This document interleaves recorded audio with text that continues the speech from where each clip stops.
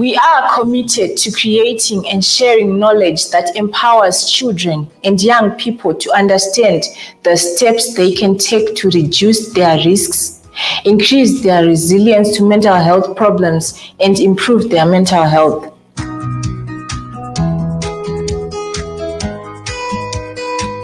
Our vision is to create a world with a sound mental health for all. People do attempt suicide. Naturally, people are born to judge, but judging and expressing the judgment is something that we can reserve for ourselves. We find that suicide bereavement is even more difficult than losing someone through natural death. Be empathetic in the way you approach their situation, because if you show too much sympathy, they'll also start feeling guilty. Greetings to you all. Welcome to our show, Tap In.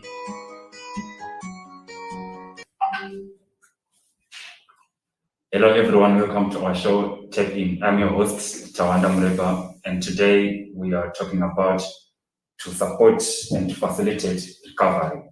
This is the end of our series, Substance Abuse. So please listen as we are talking about how to support recovery and how to enhance recovery. So today in the studio, I have, can you introduce yourself starting from me? Abigail Maedzanga. Tari Romandas. And also we have Idzai. Can you introduce yourself online? Yes, I'm Idzai Muchabaiwa and I'm in Nairobi, Kenya. I'm a health psychologist. Thank you. Okay, thank you so much. All right, so to start, we want to know what is relapse. Start with you. What is relapse, Tari? Okay, relapse, this is when an individual gets a counseling or stops taking drugs, right? And then after some time or after a period of time, that individual starts to take drugs again. So that's what I understand by the term relapse. Okay. What do you understand in your own terms? What is relapse? In my own terms, I think relapse, it comes in two ways. As Tari was saying, like the one which comes after trying to abstain and then you fall back again to taking drugs. Then there is relapse where it is marked by failure, like total failure. The person has been falling in a number of relapse, like abstaining to drugs, and then the person goes back to taking drugs again, trying till the person feels like feels powerless, like I can no longer overcome this, I can't do this. The person fails. At that stage also can be marked as relapse. Also, that's maybe the other view of relapse. Okay, thank you. Do you have anything to add on relapse? Yes, I just have some few points to add on relapse. When relapse happens, most of the time, people tend to blame the patient, but it is very normal. Someone can even experience relapse after 15 years or after 10 years after stopping using drug and substance, but it is just like a disease which can reappear again. Thank you. Okay, so it is just like a disease which can reappear again, right? So now when you talk about relapse, or you say it's something, is when someone is now using substance, or maybe is when someone is taking again those substance abuse that he used to do. So now we are going to talk about what are now the stages of relapse. What are the stages of relapse? Okay, from my own understanding, we have got 3 stages of relapse. That is mental, physical, and emotional. Okay. So can we start with the mental one? I think I start with the emotional. Okay. Okay, so on emotional one, this is when someone or an individual has got low self-esteem, right? Or isolating. So this individual might face a challenge whereby he or she will think that if I take a drug, I'll accommodate myself, right? When it comes to isolation. So the mental health of someone or the emotions, someone's emotions, they can attribute to someone's outcome or to someone's behavior. And they can lead to someone to take drugs again, even though that person had got some counseling or motivation whereby he or she had accepted that he or she is no longer going to take drugs. But because of the emotional isolation, low self-esteem, those things, they can trigger a person to become a drug addict again. Okay, that's wonderful. So you're saying when someone failed to control his or her own emotions, that's where relapse now end up.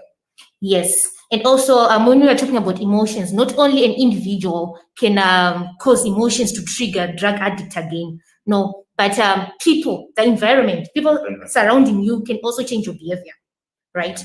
Like you are in a society whereby everyone in your society, they're like, we don't talk to her because she's like this. We don't talk to her because she comes from a poor background and the likes, right? So that person would think that, because I come from a poor background or I come from this background, they don't want to talk to me. So that thing, it triggers someone's behavior, which then causes emotional relapse.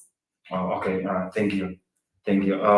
Do you want to add something on the mental relapse? Yes, I can add something on the mental relapse. The community and the family in general, they have a crucial role to play to avoid this relapse to happen. It means they have to check on that person frequently. How can we support you? Where do you need help? Because sometimes, because the person have isolated themselves, they end up using those drugs again. And instead of engaging them, and where do you need help? Do you need medical support? Do you need psychological support? So it is very important for the community or the family to check on the person who are suffering from drug and substance abuse. Thank you. Okay. Okay, so basically you're saying no to discrimination. Yes. Okay, so the mental relapse is caused when the family or the society try to discriminate. Yes. When the family and the community try to discriminate someone, it can cause relapse. It's like when you are living in an environment when they say, "Uyu chidakwa, uyu akabva ku rehabilitation," is saying it in Shona. That all those comments can affect someone, and that person will end up using drugs again. Thank you. Okay, so what are the interventions there? Because we are talking of relapse and relapse prevention. What are the prevention measures that can be taken by the society, family? Yes, the prevention measures which can be taken is just to encourage, psychoeducate the family about drug and substance abuse and what will happen to the person. What the family can say, since the person is coming back from the rehabilitation, it means this person is not going to use drugs again, which is not the case. So it is very important to psychoeducate the family and the community. I can give an example of HIV and AIDS as a disease.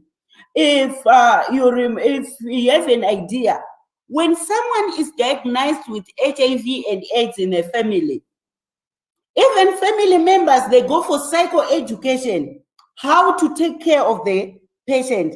It is the same with the drug and substance abuse. It is very important for the family to receive the psychoeducation on how to take care of the patient. Thank you. Okay, thank you so much for highlighting that one. I hope viewers know and will understand what you're talking about. As family members, we need also to be engaged. We need also to be part and parcel of the relapse, of the recovering process of of someone who is using substance abuse. You mentioned something to do with physical relapse. Okay, so Abigail, can you talk something about physical relapse? Can you add something? Okay, on physical relapse, that is when the person actually plans, like get into the action of the relapse. I thought we would have talked about mental relapse, because physical relapse is a result of mental relapse. Mental relapse, this is the moment where there is tension in the mind, there is debating, like the person knows the results of drug addiction, like because of drug addiction, I was into this wasted. I lost track with family. I lost my job. The person knows the consequences of drug addiction, and it's in the person's mind. But then at the same time, because of that emotional relapse you talked about, the person is emotional, like affected. Maybe it's coming from the family, from the society, or the person feeling lonely himself, and then he goes to mental relapse. That's when he starts to think, to have cravings for drugs, like I should just take a little bit, just a little bit. The person is not doing it, but is thinking about it, and maybe can even recall some of the moments when the person was high, like, but when I was high, I could do this and that. When I was high, I could cope with this and that. The person is thinking, and that mental relapse, it draws the person to now get into what is physical relapse. So in physical relapse, that is when the person now goes back, like take like race for again, like take the lapse again, like take the sip again, like I've thought this through. The person, like during mental relapse, he tries to justify, like, okay, I think there's nothing wrong. Maybe I can take small shots, or maybe I can do it once a day, and then the person takes the lapse again, like, I think I should get back to it again. That's physical relapse. I think that will be the third part. Like after emotional, after mental, the person now gets to physical relapse, where the person now engages physically into the act. Okay, so physically is the end stage. Is the end of it, right? Yes. Okay, so now how best we are talking of prevention as well. How best now can we prevent the physical relapse? Now I think when we need to prevent the mental one first, the emotional one first. Exactly, because I think earlier when you discussed on fourth episode, we were talking that recovery, it's a process. Same as to relapse, it's a process. That's why it has stages. So to prevent relapse in those 3 stages, you also have to go through. I think that's when you talk of cognitive behavioral therapy, when it comes to the emotions and the mental relapse. Now we have to deal with the person to focus on the positivity of abstinence rather than the negative side. Okay, maybe the person indulging in drug addiction can say they are all positive, because I may say it's negative, but you say, you know what, I'm not coping here. So I think if I do this, I will cope. But then when it comes to prevention now, we now have to offer that cognitive therapy, like, you know what, you can cope. Why don't you try other alternatives like this? I think once mentioned earlier in terms to do with this addiction, which is due to treatment, right? Like the person would have been prescribed some medicine and then it ends into dependence and addiction. So I think even when it comes to preventing relapse, you can go back, like, okay, you can live. You don't depend totally on this thing. You just try. Like, we now have to change the mind to focus on the positive, on the other alternatives of coping with situation when you are sober, when you are free from relapse. Okay, thank you. Chairo, do you have anything to add on? Yes, I want to add on physical relapse, right? We also have physical weaknesses, whereby a person, like people, they believe that if you become a drug addict, And if you stop taking drugs, unotanga kuita hanzi netemwa, what, right? So a person will say, for me not to have that netemwa thing, I have to take drugs. For me not to have a strong headache, I have to take drugs, right? So I think that's a challenge, right? So when we are doing the relapse and when we want to motivate people so that they don't become drug addicts, we also have to focus on physical weaknesses, right?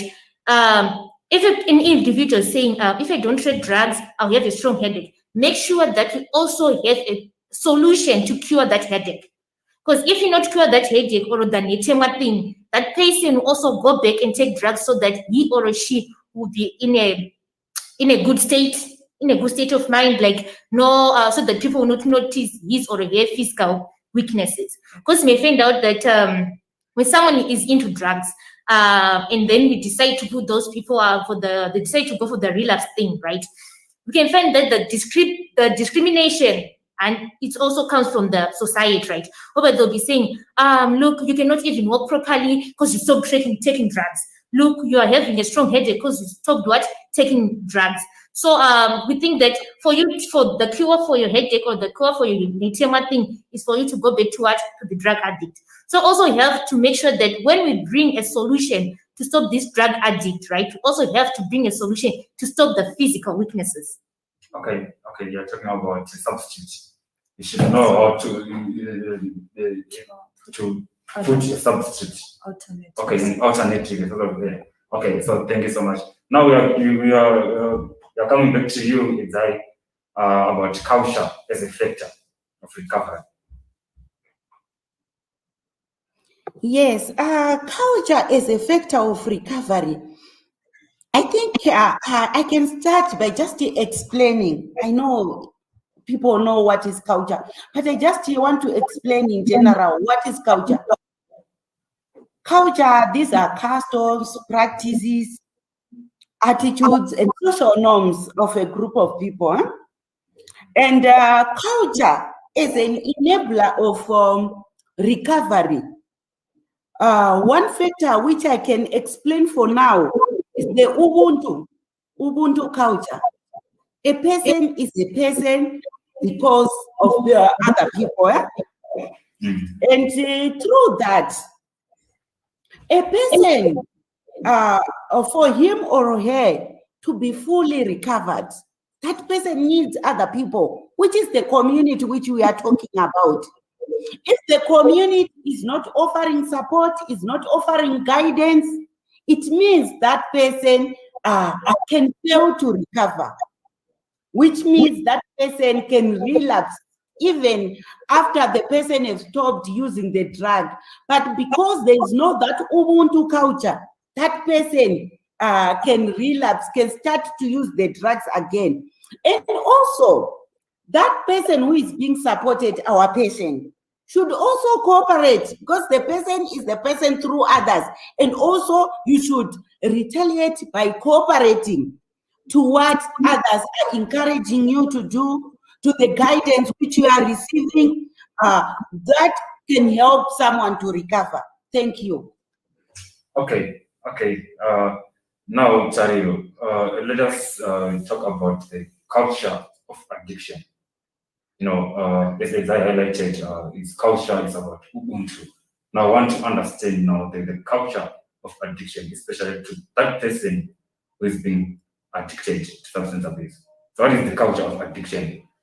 Okay, from my own understanding, let me start by saying you cannot expect a teenager living in a neighborhood or in a community whereby there are only drunkards in that community or there are only drug dealers in that community. You cannot expect that teenager not to become a drug dealer again or not to become a drug addict, right?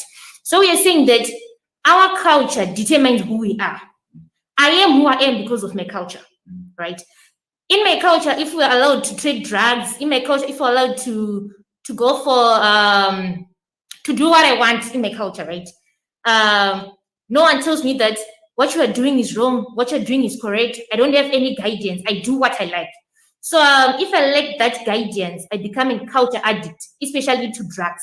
If my culture allows me to take drugs, I'll become a culture addict to drug because my culture allows me to do so.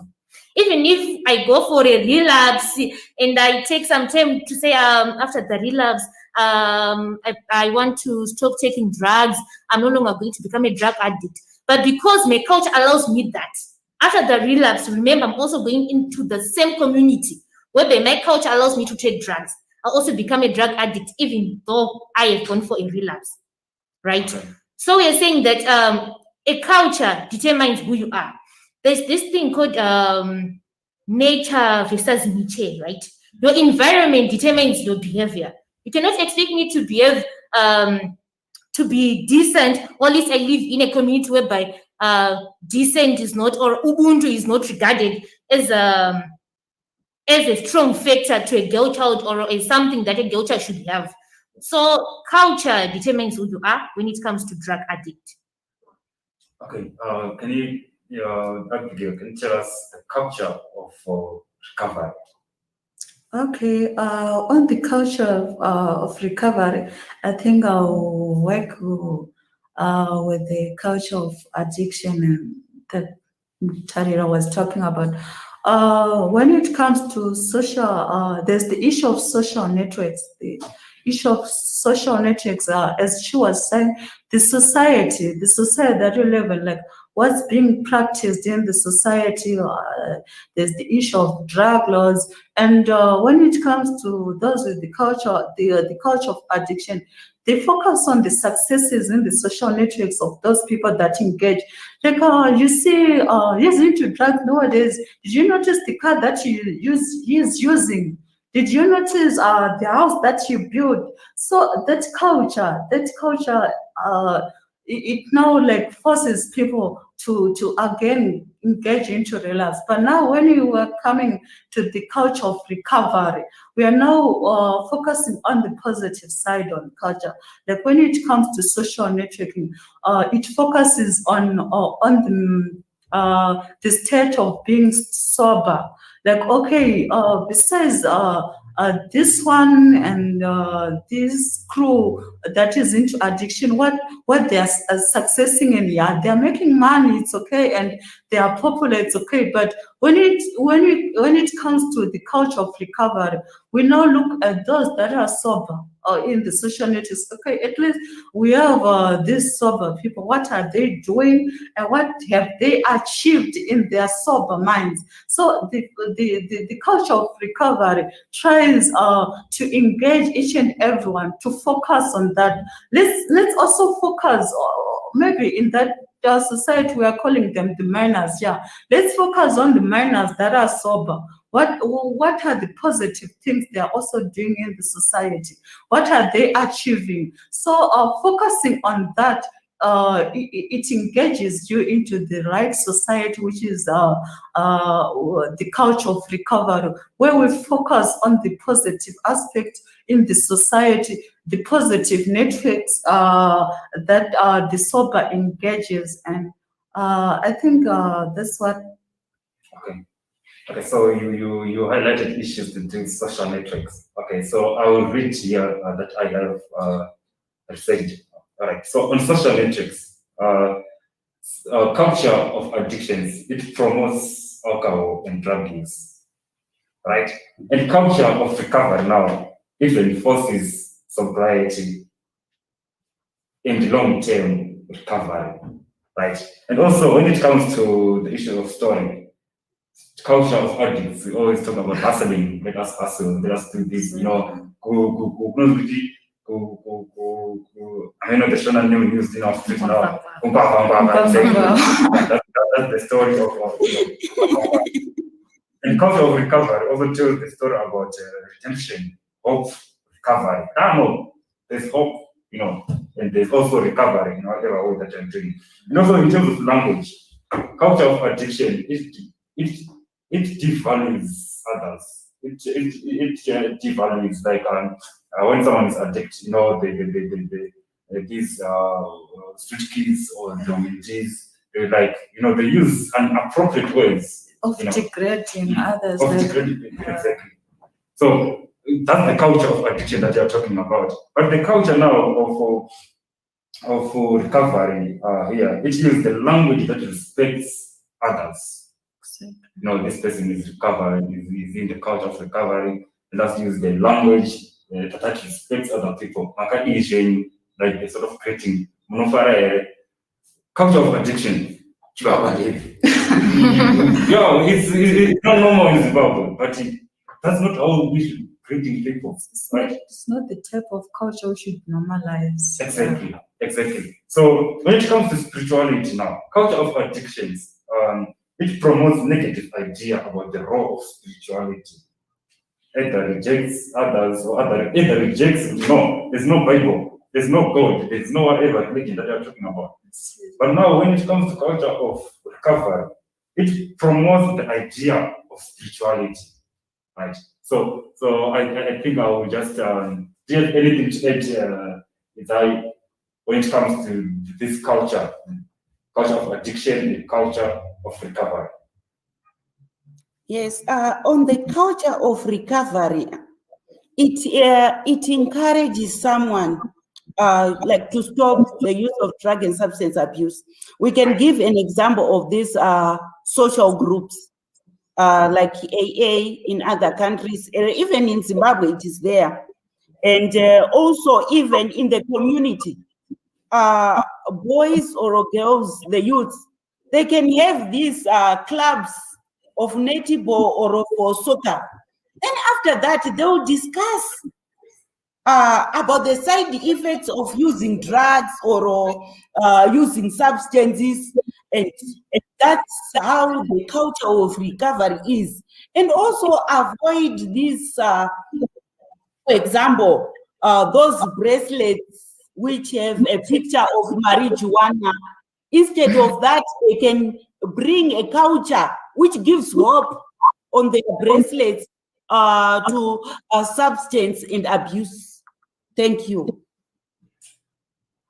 Okay, you highlighted issues with recreational centers. I think we need to, especially here in Zimbabwe, we need to increase the infrastructure of recreational centers. Yeah. That part and that development is something that is being neglected for some quite of a while, maybe 10 years or 20 years. So our youth now are relaxed.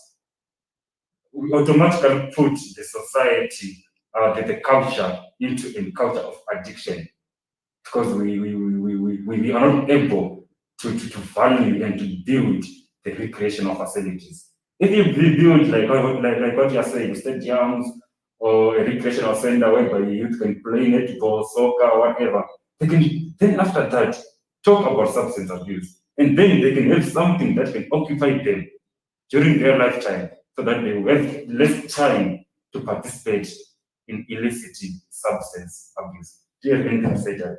On that issue, I want to add on the reason why teenagers or children are getting into drugs and becoming drug addicts is because they have lost hope, right? Imagine a teenager who's supposed to be in a university or who's supposed to be in secondary school, right? But because he or she doesn't have financial support for he or she to go to school, right? That person or that individual might say to himself, I think if I get into drugs, my life will be, I'll escapism from reality. The reality that he's not going to go to school, so he wants to escape the reality. Ask kuenda kuchikoro mwana anti mufungwa dzakari kuti vamwe vangu vari kuenda kuchikoro and me I'm not going to school, saka ramangwana rangu rakaita sei, and then obva I saw someone who's into drugs and life yake iri kutofamba, hainini saka ndakatosara, let me do that. So I also think that parents, they have a role to play when it comes to drugs. Nowadays, parents, they don't even have time to no, they don't have time for that. Some of them, they are busy doing what they want to do, but they don't know. Mwana nasabva kuchikoro ari kuita nezvechi. So izvozvo zvinoita kuti mwana haana kana munhu kutaura naye, anopedzisa ati let me go and talk nanhingwe panext door. Pamwe nhingwe panext door ari kuita, he is into drugs, mwana akutoita a drug addict. So the way children are raised or zvikwa nevana nowadays is because sometimes their parents they cause that. Exactly. They're not monitoring their children. So you're saying parents are promoting culture of addictions. Yes. Okay. Is that Let's add on that. Open communication. It's very important to parents or generally in a family. When you live in an environment where there's an open communication, you can say anything if you face a problem. The other thing is parents, they are building like walls, boundaries with their children because they just say, these are ghetto youths. Instead of understanding the ghetto youths, and also after understanding, that's when the help can come. But because of closed communication in our families, now children end up being in drug and substance use. So it is very important as parents to have open communication with children, understanding them more. Which problems are they suffering? How can we help them? Thank you. Let's say don't use drugs. Full stop. No explanation, and you know why they should not use drugs. So I think parents should also understand, like don't use drugs because they are this and this and this. All right. So okay, to wrap up, can you conclude?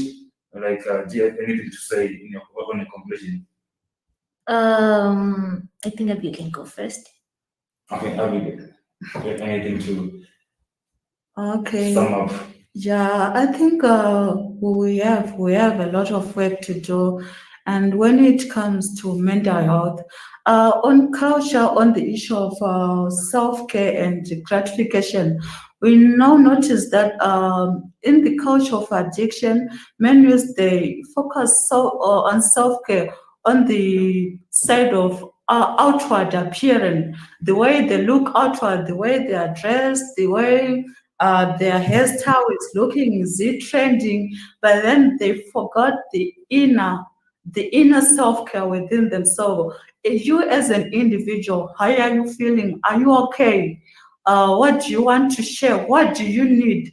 We notice that people, they are getting into addiction because of bottling up things and not taking care of themselves when it comes to inner things. They are focusing maybe on physical health and ignoring the inner aspects like mental health and emotional health. So I think as young adults, as professionals in the health sector, we have a lot to do when it comes to ensuring the good mental health of young adults. Let's bring awareness. Let's try by all means. Let's talk with them. Let's continue doing things to just put it in the open. Like, it's because sometimes they don't have knowledge. They don't know what we're all saying here. Some of them, they don't even know. They've never heard of it. Maybe that's why they're mainly focusing on the culture of addiction. Not because that's what they want to focus on, but it's because they've never heard of the culture of recovery. They've never heard about the culture of healing. So let's continue educating them. As we continue to educate them, we also self-educate ourselves. So I think there's need during this COVID time, there's need to use all the social platforms. You were blaming the families, like parents now, they don't know what their kids are doing. But I think let's take use of the media platform to continue educating them so that they are aware of good culture, they are aware of the effects of drug and substance abuse, they are aware of the negative effects of it. Because the media, especially music, now the music they are listening to, is encouraging it. So we as young adults, why don't we empower those who sing the songs of recovery? Why don't we empower ourselves in educating them about the culture of recovery? So I'm encouraging each and one of us to keep on educating young adults, to keep on preaching the culture of recovery so that we save our brothers and sisters, and also we keep on alert and save ourselves. Okay. Talia. Okay, like what Abigail said, we have a lot of work to do. It's not easy to eradicate drug abuse or a drug addict in one day. But if we work as a team and fight this drug abuse thing and drug addict thing, I think our youth will have a way to go, and also our youth will have a direction. Because some youth out there, they don't even know that 5 years to come, what will happen to them. They're just living. They don't even mind. They don't even care about their future. What they care about now is what they're doing right now, and that is what matters the most. So we have a lot of work to do, and also if we work as a team, like what I said, we'll achieve our goal of not to drug addicts and also not to drug abuse. Okay, to you, Ida, do you have anything to add on? In summary. Yes, I just want to add on that we are in a war with the drug and substance abuse because the future of our children is being destroyed. And this is the future generation which we are looking to. So it means each and every person has a role to play. The community leaders, the churches, the policymakers. It is high time we should stand up and fight against drug and substance abuse, because instead of just destroying future only, children are dying with the drug and substance abuse.